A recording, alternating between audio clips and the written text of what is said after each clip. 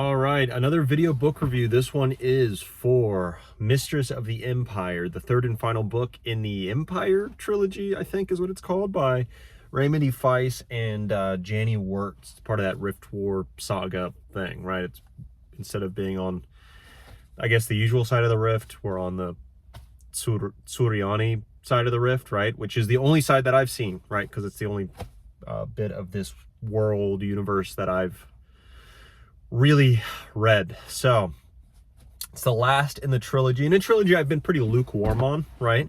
First book was slow, but you know, good. I enjoyed the political aspect and the unique nature of and the fight for the, you know, the struggle for the young girl thrown into a situation that's pretty understandably crazy, like having to keep her family's, I guess, hundreds-year-old dynasty alive, really, clan alive, with surmounting struggles that are just crazy, building up from nothing to something. That was very good. Second book was a little bit different. I did like, though, that it felt warmer because of the inclusion of Kevin of Zahn, from the other side of the rift. He felt alive. He felt his energy was good.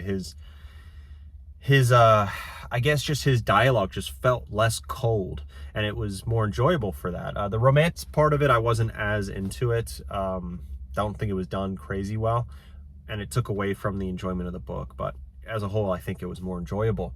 And this third book was, I think, the worst of both worlds, to where we had not as an enjoyable or understandable of a struggle with Mara to come up.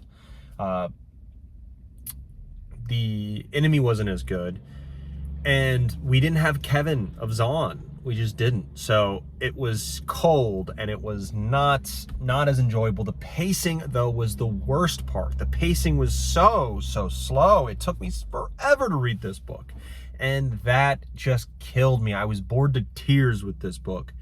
Absolutely bored to tears. The pacing was awful. Interesting things did happen from here to, like, every now and again, but I didn't feel like there were peaks and valleys of entertaining, you know, really entertaining things, and then cooling off from it while we, you know, try to digest what's going on. That didn't happen. At least it didn't feel like it happened. It just felt like one big long trough, a valley of, well, not there, just not good.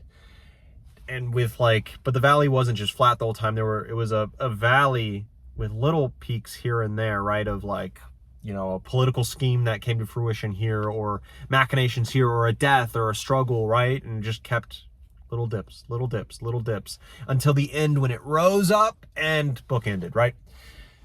Oh, I haven't felt this way in a fantasy novel since one of those sloggy books in Wheel of Time, where it just did not go well, and everything was slow, but you're already too invested because I've already read 2 books prior. It really was like one of those books 6, 7, 8s in Wheel of Time, to where it just felt like a valley the whole time. And yeah, not crazy enjoyable. Yes, the ending was interesting, and it was good, fun, and it finally picked up and felt like a story that worth reading, but it did not make up for the rest of the book. And as just a trilogy and series as a whole, yes, it's more politically minded than, you know, most fantasies, and it's a bit more mature in its political weaving of the machinations, but a lot of the stuff just didn't feel interesting to me. And it wasn't like, I just read Camber of Coldy, where there's, you know, that's from the 70s, and that's very political as well, but it felt realistic. It felt like high stakes that were also like real people in it, with this Suriani culture and how, I guess, the characters are. Even Mara, our main character, she just feels cold and bland, and that's not a good combo. And yes, she's relatable in some ways, and yes, she has struggles that I can care about a little bit, but just as a character, just not interesting. And most of the characters around her feel one note and not interesting as well. You have someone like Arakasi, who has been cold, like calculated spy master, who now has a little bit of an arc, right? But even then, I like wasn't invested, because previously Arakasi hasn't been someone that I'm super interested in. He's cold before. Wow, he has an arc now. I don't care, and he's still like I don't really care about it. Yeah, just the characters don't feel inspiring or interesting in any way.